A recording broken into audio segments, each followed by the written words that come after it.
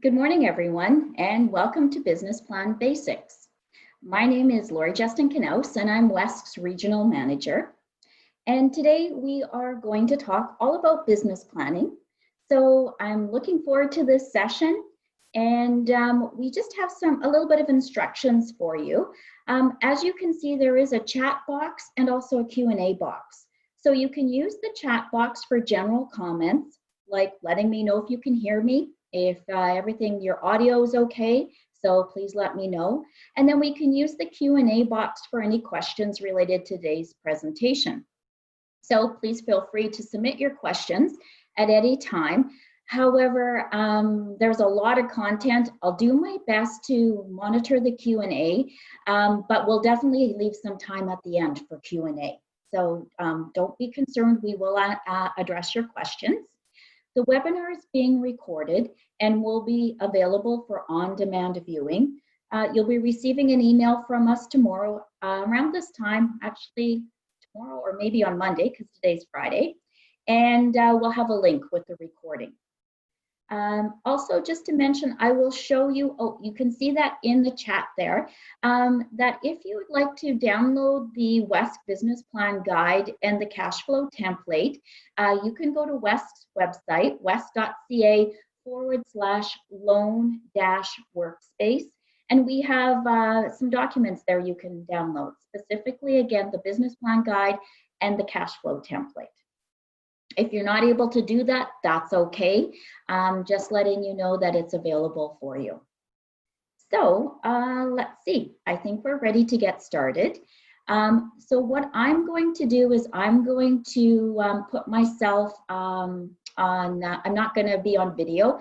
I'm going to you're not going to be able to see me. That way it's not as distracting. Also, I may be using my reading glasses and taking them on and off, so I don't want to distract you. So if you just give me a couple of seconds, I'm going to share my screen for the PowerPoint presentation and we'll get started.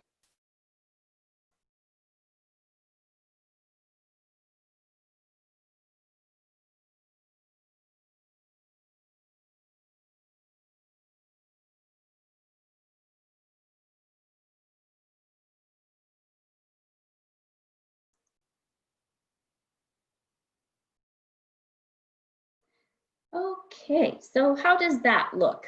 I'm hoping that right now you can see my PowerPoint presentation. It says Business Plan Basics, an overview to developing an effective business plan. So that is the screen that you'll be seeing. As I mentioned, I'm Jestin-Knaus with WESK. I'm based out of the Saskatoon office. We also have a Regina office, and we are a provincial organization here to support all women entrepreneurs throughout the province. We also have a team of business advisors who will work with entrepreneurs one-on-one. We guide you on the business planning process, whether you're starting a business or if you already own a business. And if you would like right now, you can enter in the chat box the industry you're in and whether you currently own a business or you're looking to start one. It's just nice to get a sense of where everyone's at.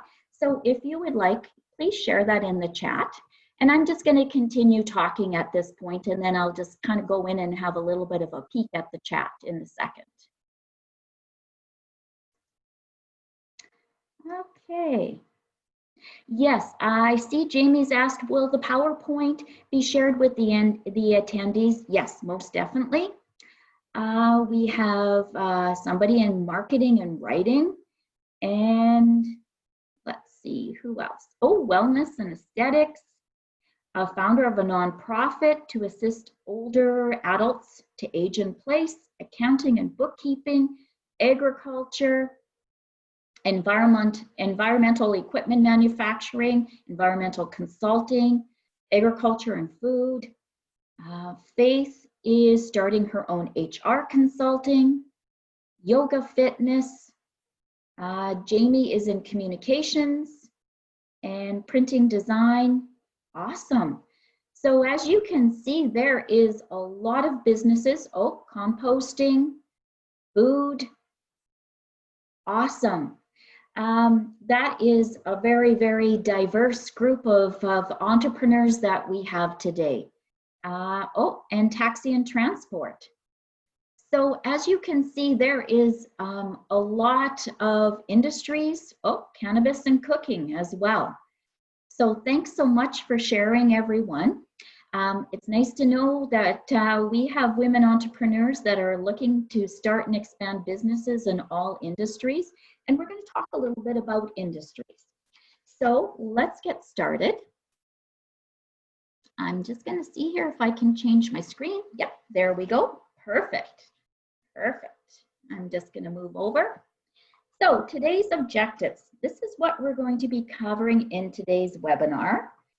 And if you just let me, I am just going to time myself and keep an eye on where I'm at time-wise. So I'm just starting my stopwatch. So let's see here. As you can see there's down in the corner here, you can see my mouse. That is the link to the WESK web page where you can download those documents I just mentioned. So I'm going to give you today just a brief overview of WESK. We're just going to highlight entrepreneurship. We're going to help you understand why a business plan is important. And then we're going to spend the majority of our time today in the business plan content. We're going to talk about risk analysis, financing, and then we'll be wrapping up with Q&A.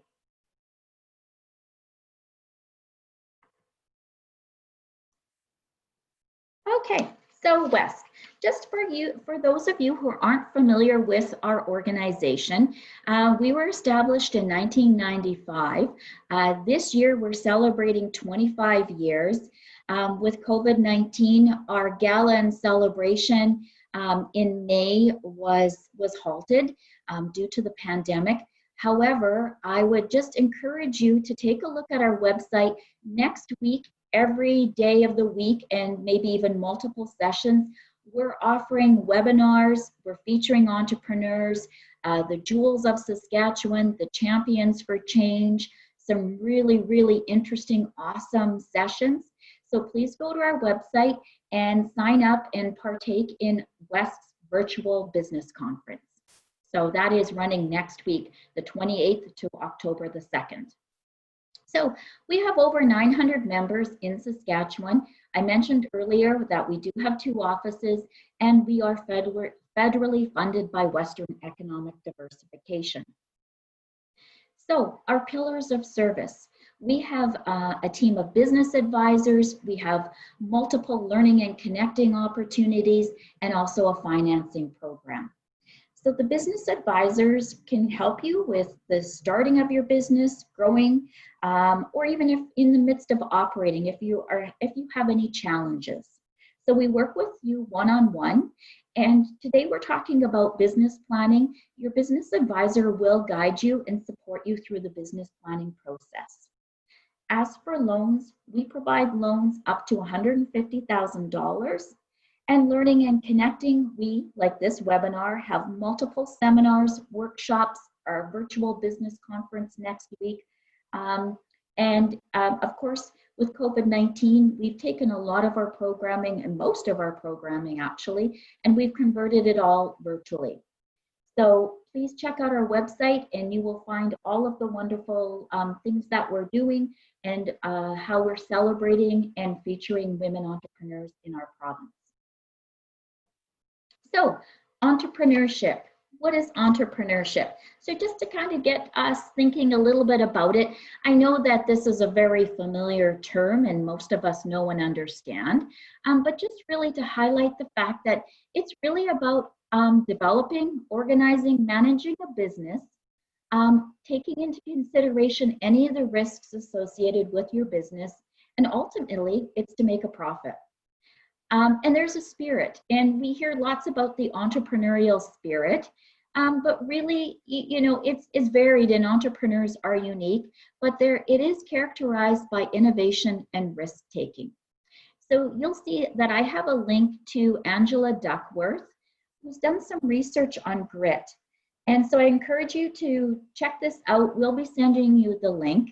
However, given the content and the timing, I don't have time to view that webinar with you today.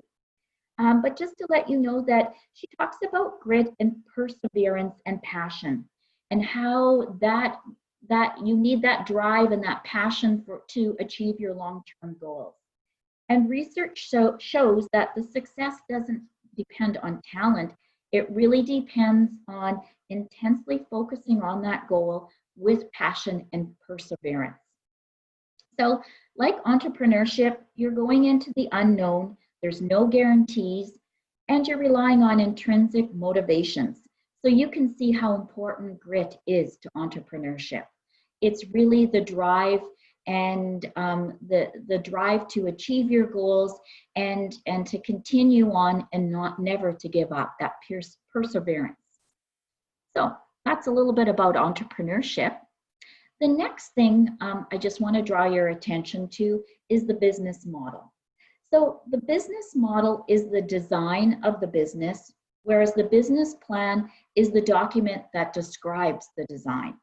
So just to highlight and give you some examples of business models, you may be a manufacturer. So you may be manufacturing a food product. So you are making a finished product from raw materials and selling it to a distributor. Or your business model may be one of a distributor where you're buying from the manufacturer and you're selling to retailers. Or your business model may be that you are the retailer, and so you're buying from the manufacturer or the distributor and you're selling to consumers. And some other business models that you may not be aware of would be ones such as the subscription model. So think of Netflix, where you subscribe to movies and TV. Another one would be a service model. So if you're going into a consulting practice or a consulting business, you're providing service. There's the freemium business models, which we're really familiar with, where things like SurveyMonkey, Spotify, they offer a free basic service, but if you want to upgrade, then they charge you a fee. So if you're still in the idea phase of your business, consider your business model before you dive into the business plan. So the business plan. Why do you need a business plan? The business plan is the blueprint of your business. It outlines the direction you'll take, how you'll get there, and the projected results. It reflects on how all the pieces of your business fit together. It helps you evaluate whether your business idea will be successful or if you need to tweak it. It's also dynamic. It changes over time as you adjust your service or your product in order to meet consumer demand. And you will be adapting your marketing, your strategy, your financial plan. So your long-term goals may also change dramatically as new opportunities arise. So once you write your business plan, we really advise you to revisit it and look at it, see how you're progressing and making any necessary changes. So when you start your business, it's really easy to lose sight of your goals, especially when you're dealing with your day-to-day operations. You'll be inundated with all kinds of advice, people telling you about opportunities, how you should expand your business, what you should do, where you should invest. But the business plan will give you confidence in saying, you know, that's a really great idea, but that doesn't fit into my plan right now. Or you may say, that is a really great idea, and I think I should, you know, maybe integrate that into my business plan. So as you can see, the business plan is a living document, and it serves a purpose, and it's one that you can revisit. So what are the benefits of a business plan? So from an internal perspective, it allows the founding team to work together to hammer out the details of the business. Really what it does is if there's a team involved, it's really pulling everybody together, and everybody has a shared vision and mission for the business. Externally, you may be looking for financing, and you may need to present this externally to investors, bankers, lenders, and so that it has a purpose for that as well, for financing. So what are the signs of a good business plan? We're going to talk about market segmentation in a couple of minutes, but really you can't say in your business plan that everyone is your customer. That is just not a realistic presentation of your business, and so you do need to narrow that down. Also, a good business plan is clear, and you have an action plan. It shows you how you're going to achieve your goals. It's going to have realistic financial projections, and those projections are based upon research, not just assumptions. It's going to have a thorough risk mitigation plan, so you're going to consider the what ifs. It's going to be clear, concise, and presented professionally, proofread, edited. It's your document, and it's your presentation to lenders and investors. So of course you're going to want to have really put your best foot forward. And it's going to give you confidence. You've done all this work, you've researched, you've made these decisions, you know your stuff. And also it's going to identify if you are looking for financing, it's going to identify your equity contribution. Again, we will talk about equity later on this morning. So what's in a business plan? So these are the key sections of a business plan. Most templates include some form or variation of these. So don't be fussed if you're working from a template and it's not in this specific order, or the sections may be labeled slightly different. You will find that the business plan covers all of these topics. So you can see the key sections are marketing, operations, human resources, and the financial plan. Sometimes human resources is rolled into operations, and in some cases, human resources could be a fairly large section in your business plan. In other instances, it may be a very small section. So again, depending on your business model and what you're doing, your business plan is not going to look the same as somebody else's. So then once you've gone through your business plan, at the end, you're going to write your executive summary, because that's going to summarize all of the content that you have in your business plan. So really the executive summary, somebody can read that 1 or 2 pages of the summary and really understand and know exactly what your business is and what you're planning on doing. And then you have the appendices. That's all of the supporting documents. So it may include the owner's resume, lease agreements, quotes, floor plans. Again, it's going to be unique depending on what your business is and what you plan on doing. So now we're going to get into the first section of the business plan, the marketing strategy. So your marketing research and strategy is a good place to start when you're evaluating your business idea. It helps you identify if there's a market and how you'll reach them.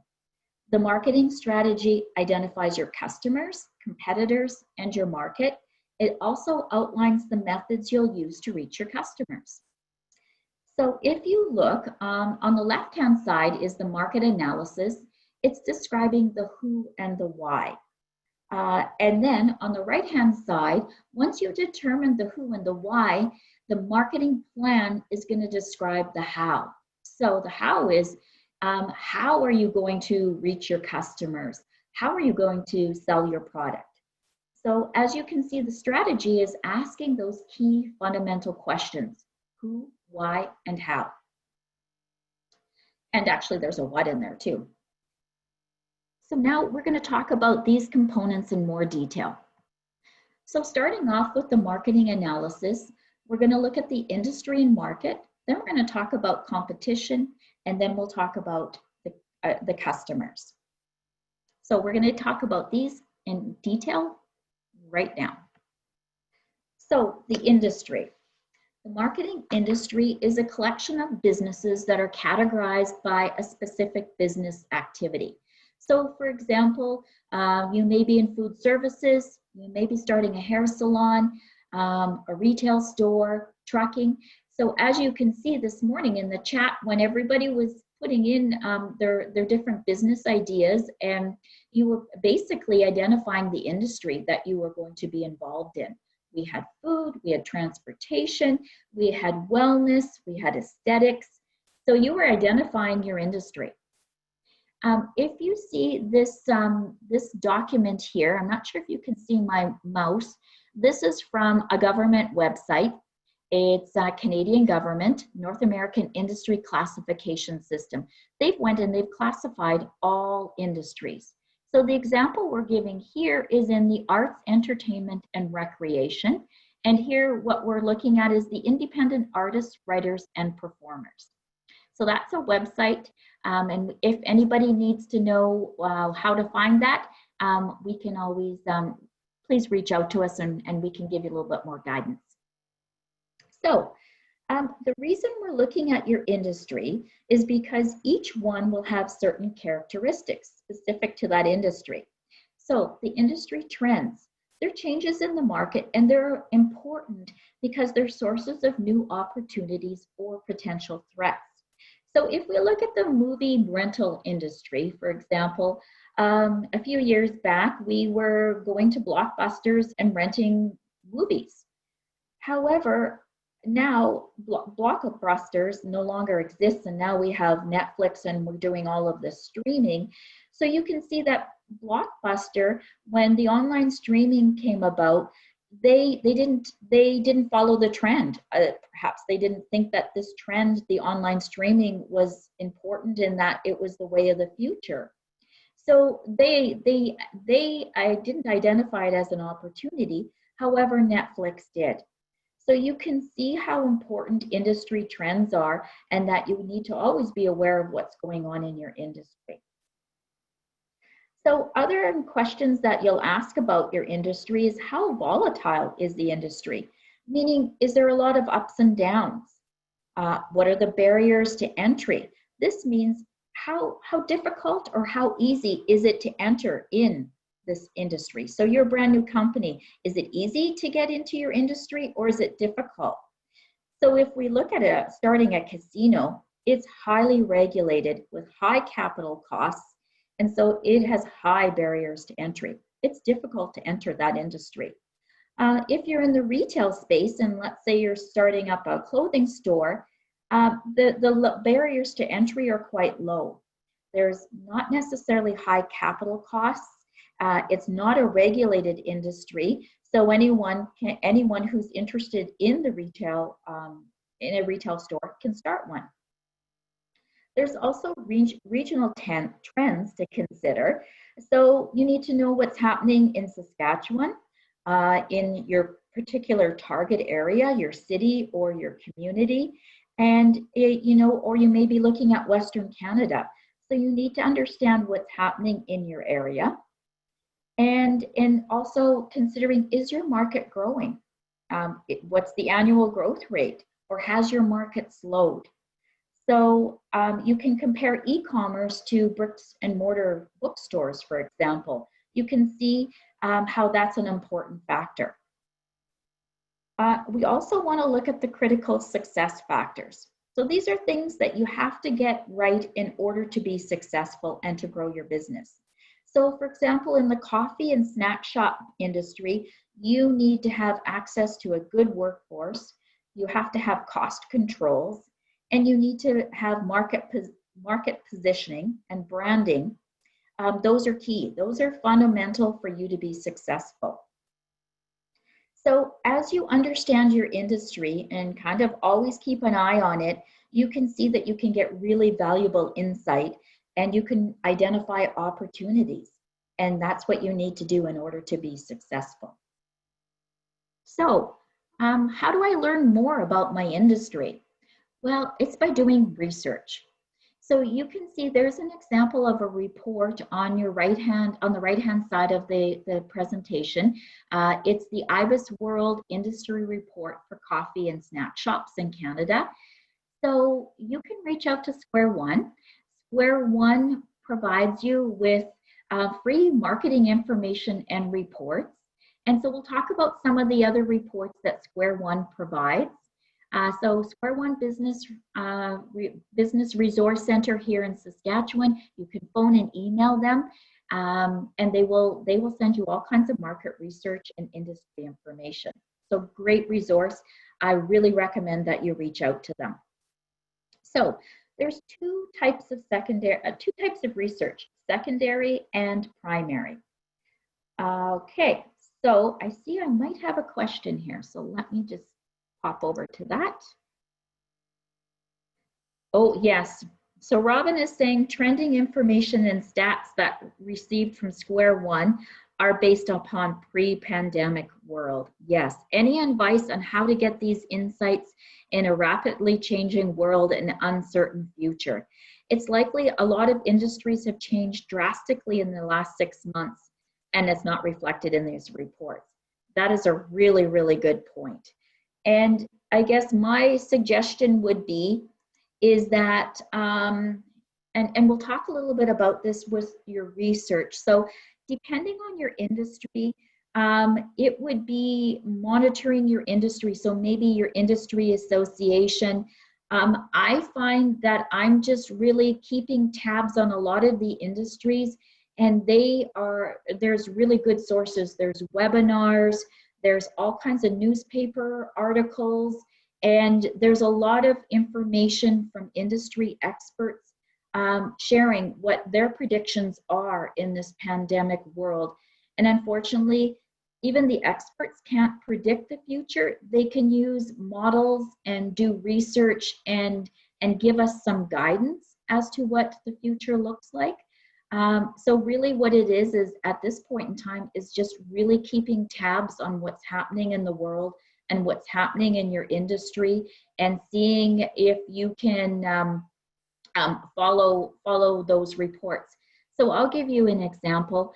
I did some research on the food industry and found some organizations and some industry leaders and signed up for their newsletters, and I'm getting all kinds of information where they're making those assessments and providing that expertise, so I can kind of follow the industry and the trends in pandemic times, and also, you know, seeing how they predict the future to be. So Robin, I hope that answers your question for now. We can always talk about it a little at the end of the presentation as well. Oh, I see another question here. Let me see. Oh, thanks. Oh, you're welcome. You're welcome, Robin. Okay, so let's talk about the secondary and primary research. So, you know, when we talked about the industry in the previous slide, that was secondary research. So you're looking at the history of the industry. How do the past trends impact your predictions, and what does it mean for your business? So the historical information is still valuable. It also looks at industry benchmarks. So what percentage of revenue is your profit? What percentage of revenue is going towards wages in your industry? So they'll provide in those reports that kind of information. Also looking at spending habits. So as Robin pointed out, right now, even the consumer spending and consumer confidence in the pandemic, we've seen considerable surprises and changes in consumer spending. And of course, you know, we've moved a lot of e-commerce spending in this time, increased our spending on food and grocery, those sorts of things. And then with the primary research, this is conducted from direct sources. So you could do focus groups, you could interview potential customers, you could do surveys, you could observe your competitors. You could, you know, if you're looking at a location, you could look at traffic patterns at different times of the days if you're looking for commercial space. So it's really an opportunity to be creative. You also could contact similar businesses in other markets in another province to hear their story and what they've learned. Reaching out to the industry associations that are applicable to you. They're like I mentioned earlier, for Robin, they're great sources of information. So secondary research, it gives you a broader perspective of the industry, whereas the primary research is more focused, and both are really important. If you're an existing business owner, the nice thing is that you will have some primary research. You've interacted with your customers, you know and understand your competitors. So you have a lot of primary research that is really valuable as a existing business owner. Okay, I'm just trying to move to the next slide. Here we go. So still talking about the industry and at a very, very high level, and kind of going back to COVID-19 and pandemic times, you can really see where these different areas of our world are affecting us. So what laws and rules are applicable to your industry? What do you need to be aware of? And aware of when you start your business, but even as you operate your business. So you can look through each of these categories and make an assessment. So what political, economic, social, technological, legal, and environmental considerations do you need to address? Things like, let's say, the economy and politics. Well, we've got numerous elections coming up provincially, the American election, our municipal elections. And so a change in government can impact your industry. That's an example. Even an example where if you're opening a restaurant or you're in the food business, you have health and safety regulations that you have to follow.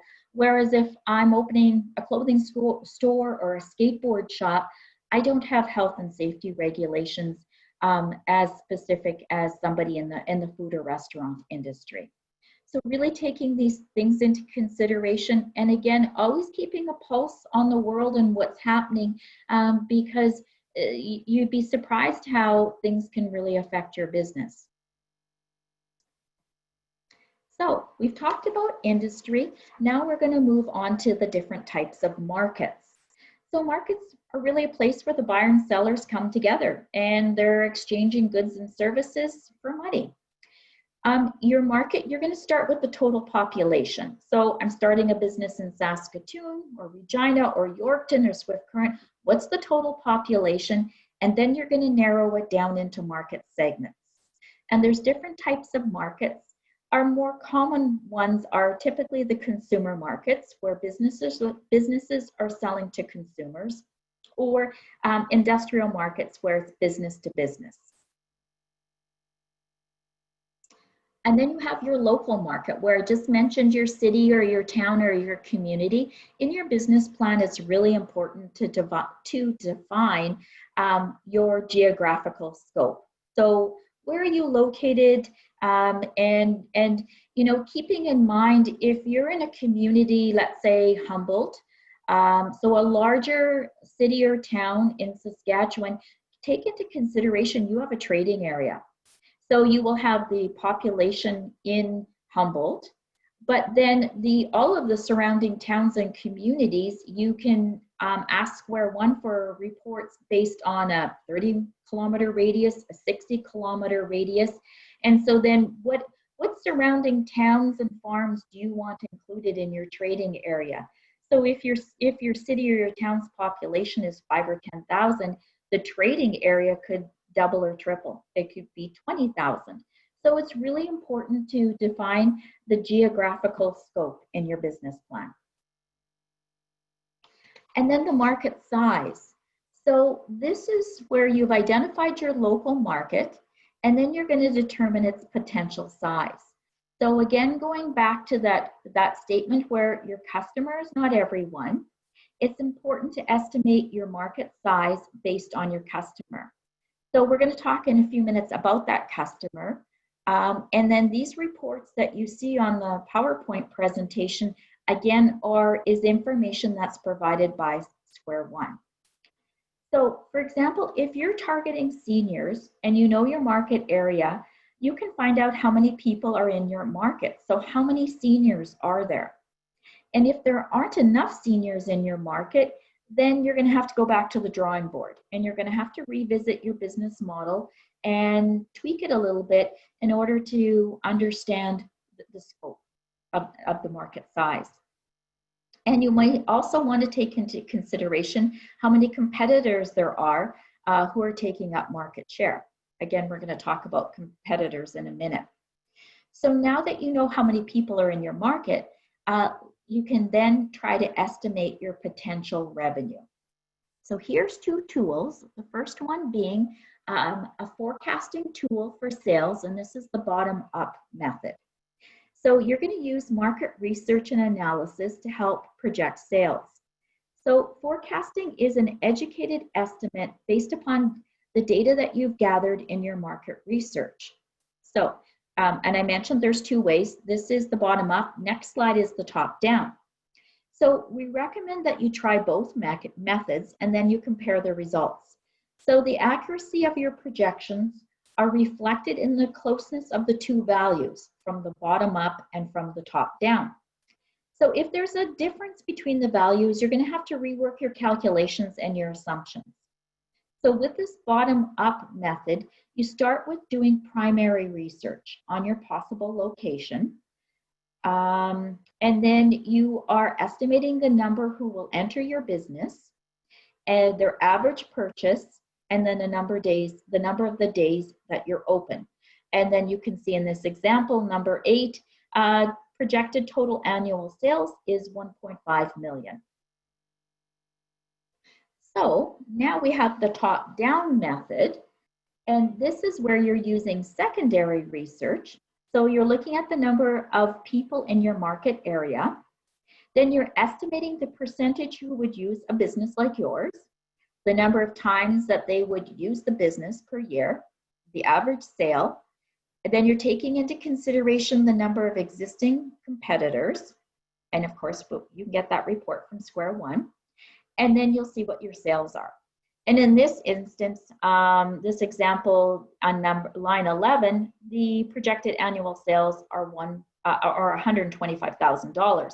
So you can see that as I mentioned, the projections between the two are very, very different. So in this case, I would have to rework and look into my research and my assumptions and reevaluate this.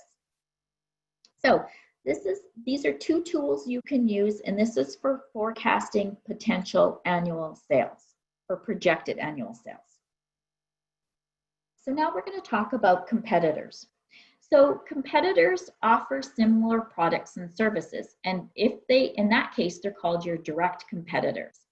And if they are a business competing for the same customers, but not exactly the exact products and services, is indirect competitors.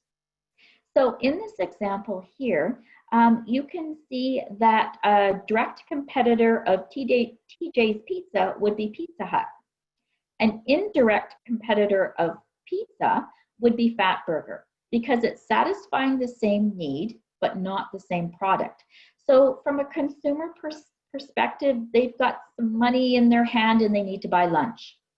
And so they have a choice. They can choose pizza or they could choose a burger. So you can see where you have to consider your direct competitors, but also your indirect competitors. So another example would be Coke and Pepsi. They would be direct competitors.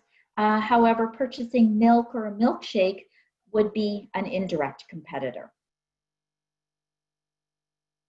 So here's an example of a document provided by Square One. They have databases that they access these reports and pull them together. So you can request a list of competitors based upon your industry, and you can get the listing of who your competitors are, and also estimated sales volumes and expenses. So this is really useful information, and again, it's available at no cost from Square One. Also, the nice thing about this is you may have identified all of your competitors, but when you comb through this list, you may realize that there are competitors that you overlooked. So it's providing you with some comprehensive information. So you've got this report from Square One and you've got all these competitors. Now what do I do with this information? So you can use a chart like this to compare yourself to your competitors to really understand what makes you unique. What is the key differentiators and what really sets you apart? So if you look on the column on the left-hand side, again, you see critical success factors. We talked about that when we talked about your industry. And so you can, based upon your industry, you can identify what your critical success factors are. So in this case, we've just added in product, price, quality, service, target market. Some of these may be your success factors. You may have others and you may need to incorporate others. So this is just an example. So these, let's see, I lost my train of thought here. Okay, so these factors will change based upon your business, and let's see. So what you're going to do is you're going to evaluate based upon your critical success factors. You're going to do an evaluation of your business and also each of your competitors. And so what you're doing is you're understanding your competitors' strengths and weaknesses, what makes you stand out compared to your competitors, and this will drive your strategy. So ideally, a strength is distinctive and it will appeal to your customers. And this way you can identify a sustainable competitive advantage for your business. And then you can always make changes based upon what you learn about your competitors. And if you don't stand out on a particular item, then you're going to have to revisit your business and those concepts in order for you to identify how can you set yourself apart. What can you do in the area of service and customer service to really make you stand out and compare to your competitors, as an example. So another tool is called the SWOT. This may be a familiar term or tool to you. If not, it's really a great way to do some further analysis of your business. So what you're going to do is you're going to use this in your business plan. Also, as an existing business owner and as you move forward, it's a tool that you can use over and over again to identify your current state, where you're at, where there's opportunities and threats, and take advantage of those opportunities. So first, you're going to start with your strengths and your weaknesses. Those are items that are internal to your business. It could be your employees, it could be your brand, it could be your finances. So what's strong in your business and what particularly is weak and needs some work. Then you're going to look at the opportunities and threats. Those are external to your business. So then what you're going to do is you're going to look at your weaknesses and try to turn them into strengths. You're going to look at your threats and you're going to try and turn them into opportunities. So here's an example. I own a small town restaurant and I offer diner style food. So my strengths is that my food is good. I have friendly service and a loyal customer base. My weakness is that I'm getting feedback that my food is greasy, not healthy. The opportunities is that there is truckers stopping on the highway. However, I'm not located on the highway, and so the truckers don't know about me. And a potential threat is that there's going to be an ice cream shop opening this summer. So this is my current state. So how do I address the weakness? Perhaps I offer a daily soup, a healthy soup and sandwich, or a healthy salad. So I don't necessarily have to change my whole menu, but I provide an option for those looking for a healthy choice. To address the opportunity, perhaps I start an advertising campaign. Maybe I put a billboard on the highway, or I offer discounts to truckers. For my threat of the ice cream shop, maybe I revisit my menu and I offer some desserts. Maybe I install a slushie machine in order to compete. So the SWOT analysis helps you understand your business environment and identifies opportunities and ways that you can improve and make your business stronger and more successful. So we have talked now about the SWOT and some of the tools. Now we're going to talk about customers. So let's see here. So we talked about industry, we talked about competitors, now customers. Again, I think I've said this twice already, your customer is not everyone. It's someone who will buy your goods and services from your business. But who is this? We're going to use segmenting, targeting, and positioning to help you understand who your customer is. So here's an example of the different segments. So segmenting is the process of dividing up your market into smaller markets. You can use geographic, demographic, such as age and gender, psychographic, such as lifestyle, and behavioral, such as brand loyalty, to divide up your market. And once you use these different segments and groupings, you can actually create customer profiles. So, for example, I'm going to open a skateboard shop in Saskatoon. Oh, you know what? I'm not going to go into my skateboard shop example because I have one on my next slide for you. I have Danielle's Café. So here's an example of how I'm going to segment my market. So geographically, my cafe is at the University of Saskatchewan in Lower Place Riel. I've identified two demographic markets. First of all, I have the students. They're between the ages of 18 and 35, and they're on a budget. They're students, so they are busy, pursuing their education, and they at this point in their life, they have a lower income. The other group I've identified are faculty members. They're typically in the ages of 35 to 65, and they have a higher income. From a psychographic perspective, the students, they're aware of brands, they're seeking convenience, they're price conscious, and they're in a hurry. And behaviorally for the students, they have study periods, they're getting meals and snacks between classes, they're moderate to heavy users of my cafe, and they have an irregular schedule. Whereas the faculty members, psychographically, they're willing to pay more for quality. Quality and taste are more important than brand. They are morning coffee drinkers, moderate users, and they're on a regular schedule. So you can see where I've done my analysis across these segments for my cafe. Then I'm measuring my market segments. So in this example here, I've identified two other markets that I didn't discuss earlier. I've realized that I also have office workers and visitors. And those are two other segments that potentially would visit my cafe. But if you look on the pie chart, you can see that my largest market segment is the students, followed by the office workers, which is 20% the green. So now, what do I do? So I have these market segments. You're just going to make the natural assumption that I'm getting ahead of myself here. I'm going to just talk to this slide first.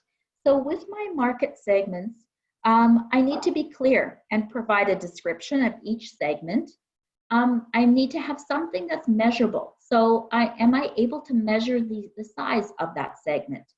Accessible. So can I communicate and reach this segment through promotional efforts? Is it substantial? Is this segment large and profitable? And is it actionable? Can I use effective marketing programs? Can I design them in order to attract this segment and have this market make purchases from me? Then, then I'm going to identify, so now I've had the market segments. Now it's time to figure out who should be my target market. And I may have more than one target market. Remember that it can't be everyone. So what segment is most attractive, and who are your competitors targeting as well? Who best aligns with your brand? Who's easiest to reach? What market is the largest? So these are some of the questions you're going to ask. And going back to Danielle's Café, which market segments might be the most attractive and why? So of course, we're naturally going to assume that students is the largest market, and yes, like that would be my target market. But then you also have to take into consideration that the students aren't on campus year round. They're only there typically from September to April. The other thing I have to realize is that the students come and go. After 4 years, they're moving on, they've got their careers. So, however, if I look at the faculty, they're a smaller target market, but they are there consistently. They're there, they work throughout the summer, they have consistent sales. So doing this analysis, and of course I would do further analysis, given the time I can't go into this further today, but for your business, you need to answer these questions. What market segments are the most attractive? Then we talked about segments. Now we're going to talk a little bit about brand positioning. So how can you appeal to your target market? In other words, how do you position yourself? So you probably have some connotations that come to mind when you look at these logos. For example, McDonald's, you would think cheap, convenient, quick. Louis Vuitton, you might be thinking expensive, high quality. Also with Apple as well. So going back to Danielle's Café, if you're targeting students in the Café, how might you position your brand? For the students, of course, I'm going to be cheap or good value, quick. It's got to be convenient. And I may have social media campaigns and influencers to attract those students. So brand positioning is about influencing the consumer and how they perceive your brand and your product relative to your competitors. Now we're going to talk about the marketing mix. So we've covered the research side of marketing. Now we're going to get into the high or the planning part of the marketing. So going back to that earlier slide where we had the analysis, the who and why on the left-hand side, now we're on the right-hand side of the planning and we're in the how section. So the marketing mix is a tool, a set of tools and actions for business and for your marketing objectives. It is referring to broad levels of marketing decisions. So namely, product, price, place, people, promotion, and performance. And we're going to talk about each of these categories. So products and services. So you're going to describe your product. What need does it satisfy? Going back to positioning, how is it branded? How do people think when they see, what do people think when they see your brand? Going back to your competitor analysis, how is it different from your competitors? So now you're pulling all this information together to describe your product. And here's some tools you can use or some ideas you can use to describe your product. What are the features? So just, this is, is it heavy? Is it light? Is it made out of aluminum? A garden tool, describe that garden tool. And then what are the advantages? So how is it better and what is your competitive advantage over your competitors? And what are the benefits? So what problem is it solving for your customer and that they would benefit from purchasing your product? So that's some ideas that you can use to describe your product or service. Then pricing. Now, pricing is a challenge for many entrepreneurs. So there's some questions you're going to need to answer when determining your pricing strategy. What is the value of your product? How much will you charge? Will you offer discounts and loyalty rewards? So make sure you answer these questions. It's just not a matter of simply stating your price. You need to do a little bit more information and you need to identify your pricing strategy. So when you're setting your price, here's some things to consider. Cost. So make sure you know your expenses. How much do you need to charge in order to break even? We'll talk about that later on in the financial projections. And then your competition. What is your competition charging and how do you compare to them? That's going back to your competitor analysis. Psychology. What's the perception at different prices? So people often perceive high quality or high price with high quality. So if you look at this graph here, you can think of examples where companies fit into these quadrants. So high price, high quality, low quality, high price, that one's a little bit more difficult to identify, and really businesses should not be in that quadrant. Then you have low quality, low price, and high quality, low price. So place.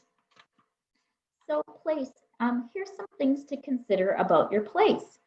So where will you sell your product or service? Will you be online? Will you have a bricks and mortar store? Will you have both? And why? What makes your location suitable for your business? Is it close to your market, suppliers, transportation routes? The distribution system or channels of distribution represent the route taken of your product or service in order to reach the end user of your product or service. So you will discuss the different avenues that you will use to sell your product. So for example, will you sell your product to retail stores? Will you attend trade shows? Will you sell to wholesalers? Will you do personal selling? So if you're providing a service directly to your customers, how important is the accessibility to your customer, and how much are they willing to pay for it? If you own a restaurant, for example, what are your hours of operation? Is your location convenient? Is parking readily available? Also, for place, will you own or lease? Will you operate out of your home? Will you need to do construction or leasehold improvements? So remember also in this place, if you're actually signing leases and considering leasing or owning a place, just remember that you should have a lawyer reviewing the legal documents. Landlords look at leases all the time, but in most cases for us, we're not as familiar with those documents. So please have a lawyer review it. And as a business owner, please read your lease agreement so you know and understand it as well. And also make sure there's conditions in that lease agreement that they're subject to financing, inspection, those things, so that then you as the business owner, you're protected. So in your business plan, you're going to attach any relevant details about the place. So your lease agreement, your construction quotes, your floor plans, all types of that information are really important for your business plan. And then people. So again, this is tied back to customers, but this is also recognizing who's going to make the purchasing decision. So if you're selling a baby product to babies, then you need to know and you need to market to the parents. So your product, your customer is the baby, but actually who's making the purchasing decision, and then how are you going to market and attract that customer. And promotion. So, and I'm just recognizing the time here that I have 8 minutes. So I'm going to try and go a little bit quicker. So my apologies that I'm talking a little bit too much. So promotion. So promotion is really important. So how will your customers find you? How will you get your message out? And what channels will you use? And really this is going back to who your customer is and your customer profile. If you're targeting elderly people, TV and mail might be affected. For younger populations, social media will be the most effective. So you really need to know how to reach your customer so that you can get the better bang for your buck and that it fits in with your marketing budget. So for example, a marketing agency spoke at our conference last year. So they worked with a client, they wanted to work with a client and they really wanted to get their business of this one specific company.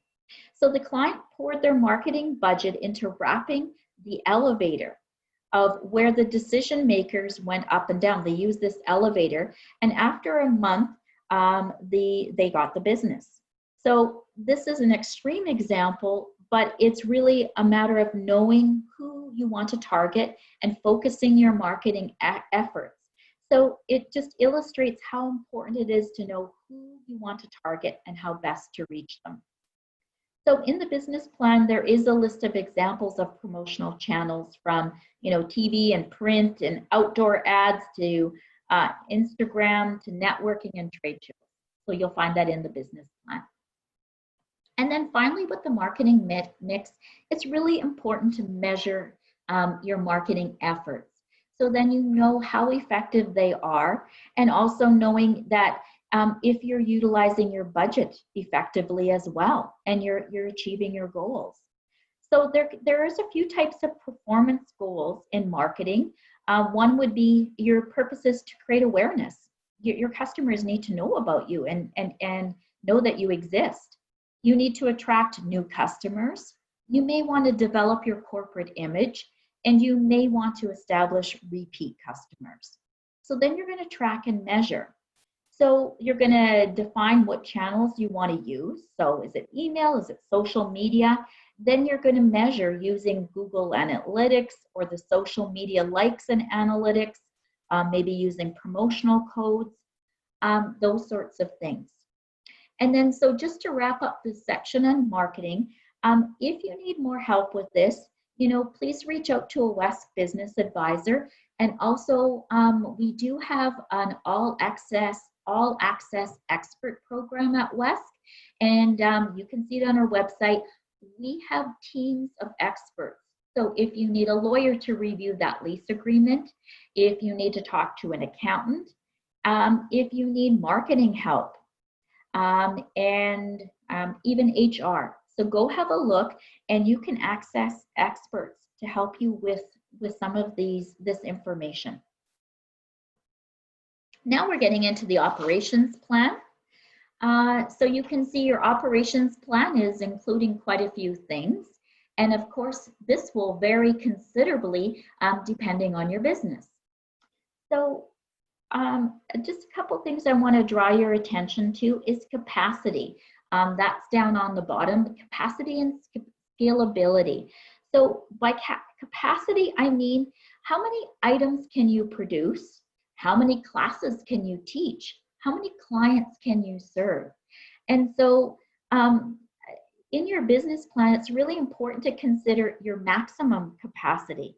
So potentially, if your facility was operating full time and you were manufacturing, or how many clients can you serve in your restaurant, that sort of thing, what is the maximum capacity? Also, you need to look at your cost of goods sold. So these are the costs directly attributed to the production of your goods and services. We'll talk a little bit more about that. So capacity and cost of goods sold, they're going to link to your financials and the profitability of your business, and which we'll talk about in a couple of minutes. Also, business structure. Something to consider in your operations plan is what business structure are you going to set up? So here's some ones to consider. The most common types are sole proprietor, partnership, and corporation. There are some key differences. In any case, we always advise you to consult both a lawyer and accountant before making your decision. If you look, a sole proprietor is one owner, and they're personally liable for all of the debts of the business, and they pay personal income tax. And typically, the startup costs are lower. A partnership is similar to the sole proprietor. It's just more than one owner. And if you are a partnership, you make sure that you get a partnership agreement drawn up by a lawyer. And with the corporation, it's a legal entity. It pays corporate tax returns, and there are some additional costs associated with the corporation. So you will need to talk to a lawyer and accountant to get advice because there's legal implications and there's tax implications for your business. So that's always, the experts, the lawyers, the accountants are valuable resources in business. So don't be deterred by the costs associated with getting that expert advice because that's what they're there for. They're there to look out for you and make sure that you've considered everything and all the risks associated with your business. And the human resource plan. So this could be a fairly comprehensive section. It may not be very comprehensive. You may not necessarily have any employees right when you start your business.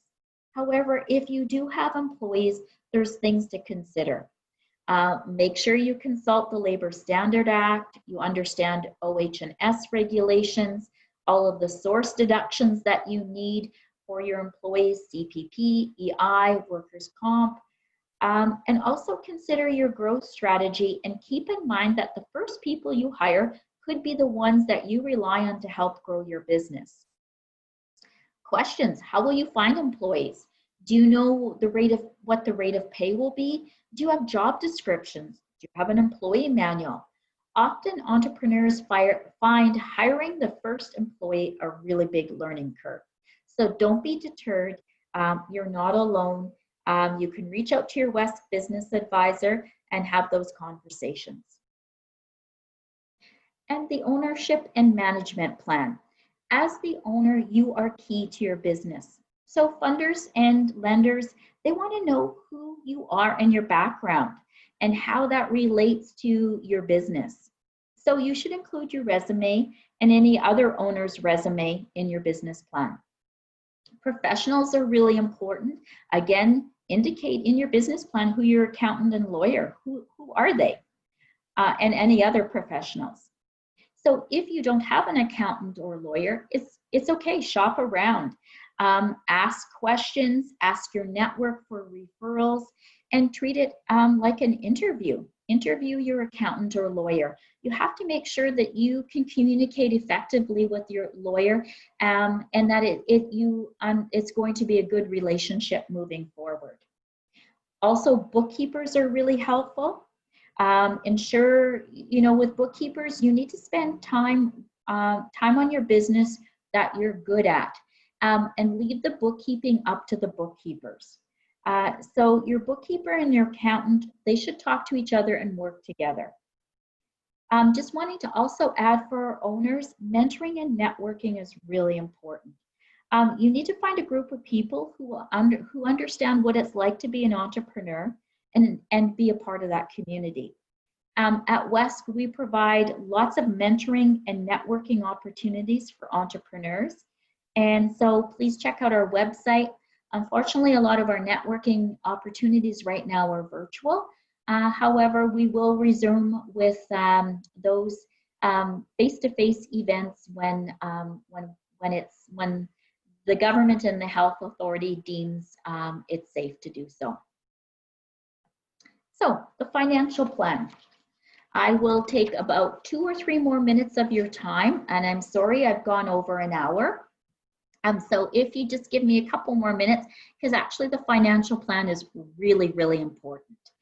So the financial plan is going to identify how much money you need to start your business, how much of your own money you need to contribute, do you need to borrow any money, and what are you going to do with all of these funds, whether they're borrowed or your funds, what are you going to do? How are you going to pay back your lenders, and how profitable is your business? So you've done a lot of research, and so with all of your research and understanding all of that, then we can start filling out some of those cash flow spreadsheets. So in the WESK business plan, we have this table. And so what this table is identifying on the left-hand side is all the costs associated with starting or expanding your business. On the right-hand side is going to identify how are you going to pay for it. There's going to be a combination of funds. So you will see that there's going to be the owner's going to invest some money, and there may be some financing involved. So that cash flow template that I mentioned at the very beginning, so please don't be intimidated. This is just to get you sort of familiar with the cash flow template. WESK business advisors, we can walk you through this. We read these templates and we look at them all the time, so we are very familiar with them. So if numbers are not your forte, don't be deterred.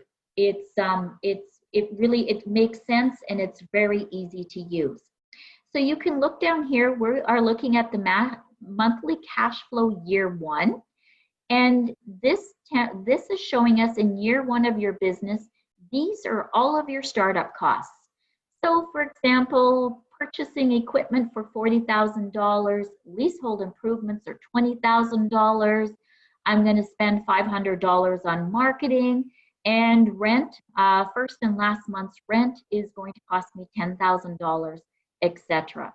So these are my startup costs, and this is where they go in the cash flow template.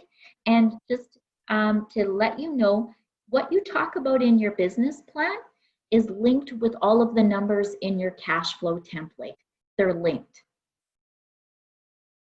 Okay, so we have identified startup or expansion costs. Now what you're going to build in the cash flow template is all of your ongoing costs. They could be monthly, quarterly, seasonal, things like rent, inventory, utilities, etc.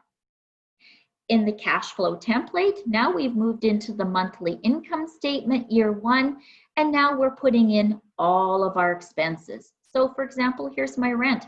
I'm paying $5,000 a month in rent, and my telephone is costing $150 a month. So that's where all of your ongoing expenses are going to go. Then you have the cost of goods. Cost of goods are all of the costs directly attributed to the production of your good or service. So going back to Danielle's Café, I'm serving coffee. I've determined with my coffee beans, my paper cups, etc., it costs me $1 to make a cup of coffee. I sell it to my client, my consumer, for $4.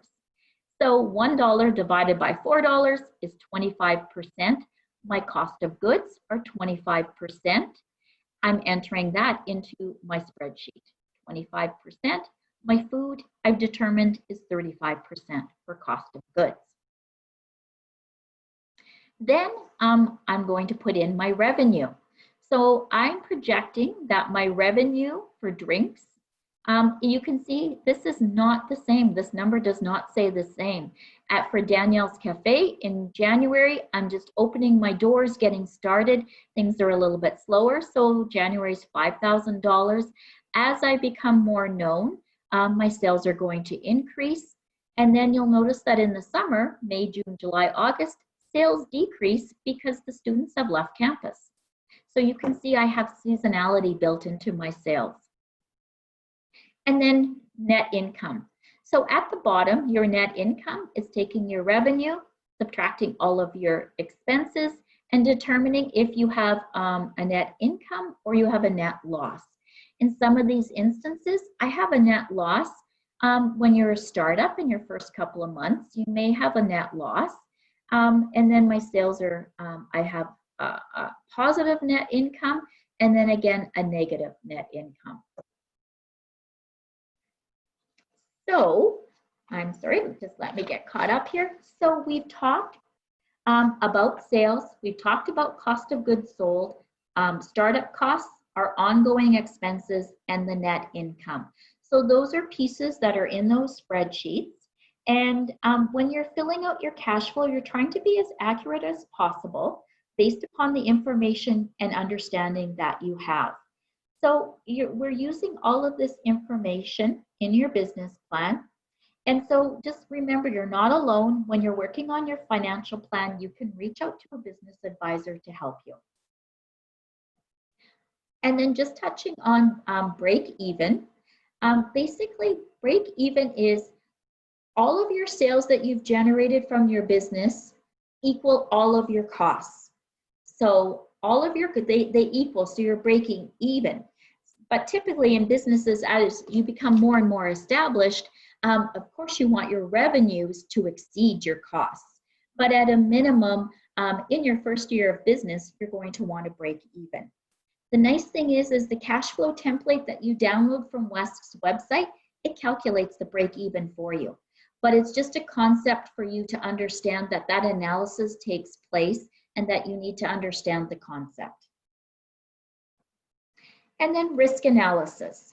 So the risk analysis is really important in your business plan. And really what you're doing is you're identifying those what ifs. So you've projected your sales to be at a certain point, but what happens if they're higher or lower? What if new competitors are coming onto the market that you weren't aware of? What happens if there's a personal situation and you become ill? What happens to your business? What's your backup plan? So really, this is identifying some of the crucial things that could affect your business, and you're identifying what your backup plan is. So for example, if you need access to additional funds, perhaps you have a business line of credit. Perhaps you have some savings, those types of situations.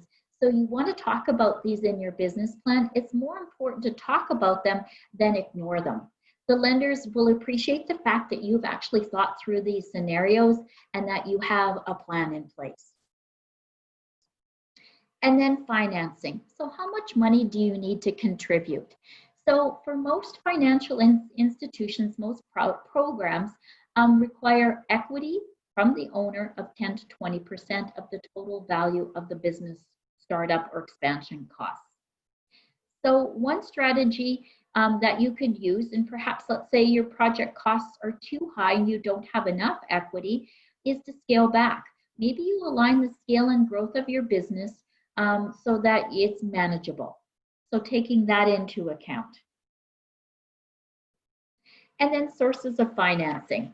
Of course, you can come to WESK. We provide loans up to $150,000. You have your banks and your credit unions. There's entrepreneurial organizations.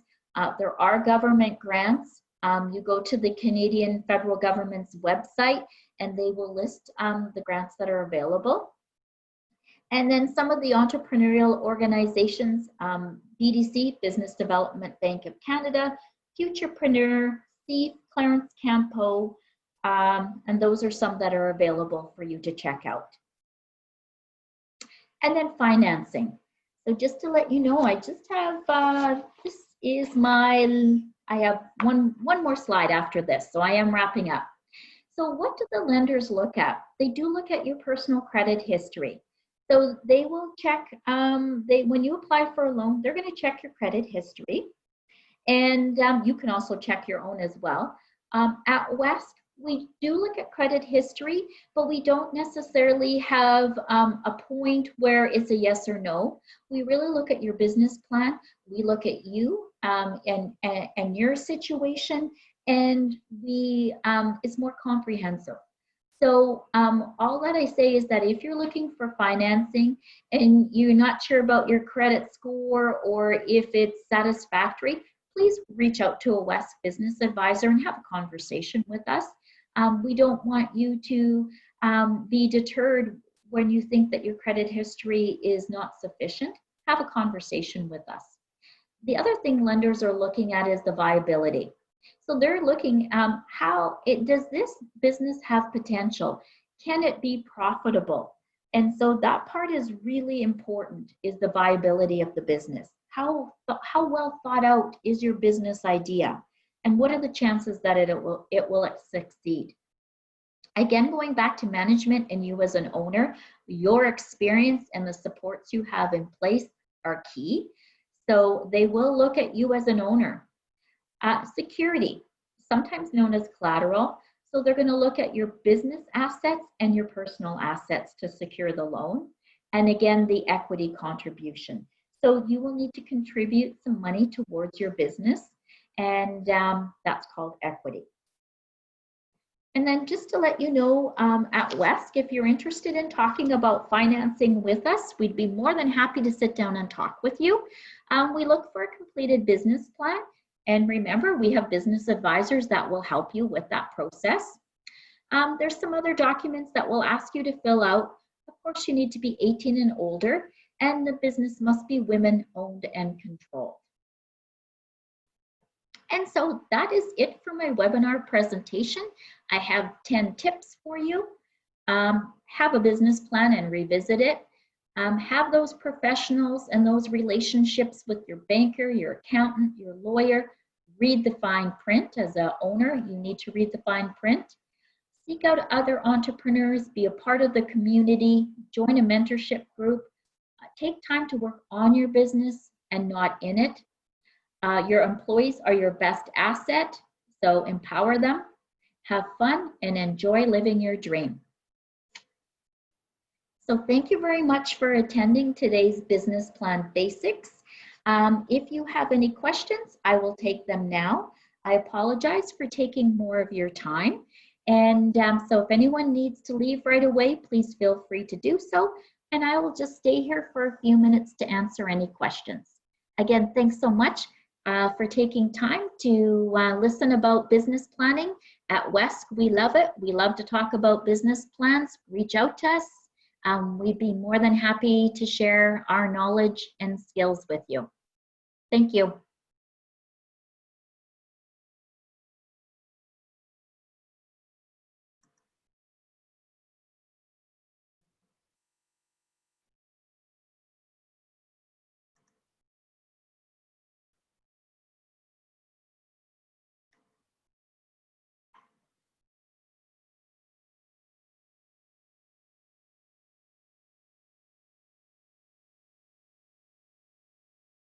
Oh, thank you, Jamie. I appreciate that. Thank you, Jamie. Oh, thank you, Caroline. Thank you very much, too. Thank you, Tanis. Thank you. And two, thank you. And Kathleen, thank you.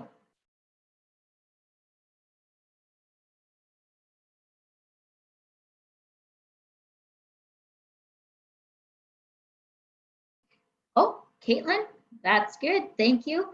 And also, if anyone's still on the line, I should mention we're here to help and support you. So please do not feel overwhelmed about the business planning process.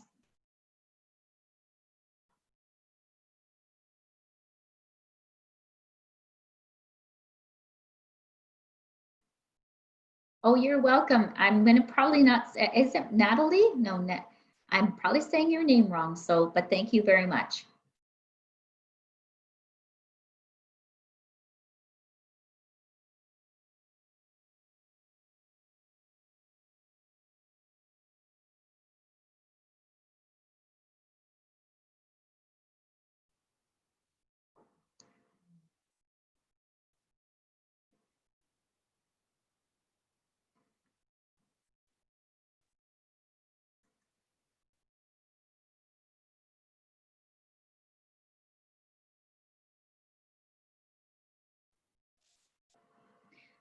Yes, Jamie, I said the PowerPoint will be shared. I see that this was recorded. Yes, the recording always goes on our website. So under small business resources, it will have webinars and then it will have the recorded webinars as well.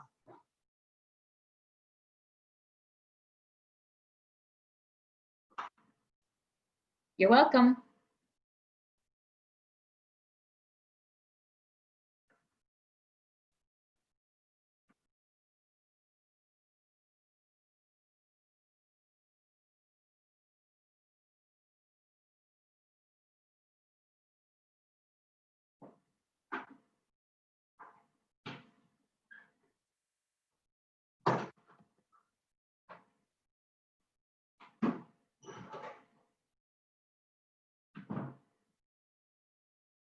Yes, we will definitely send the PowerPoint presentation to you, Maria. Yes.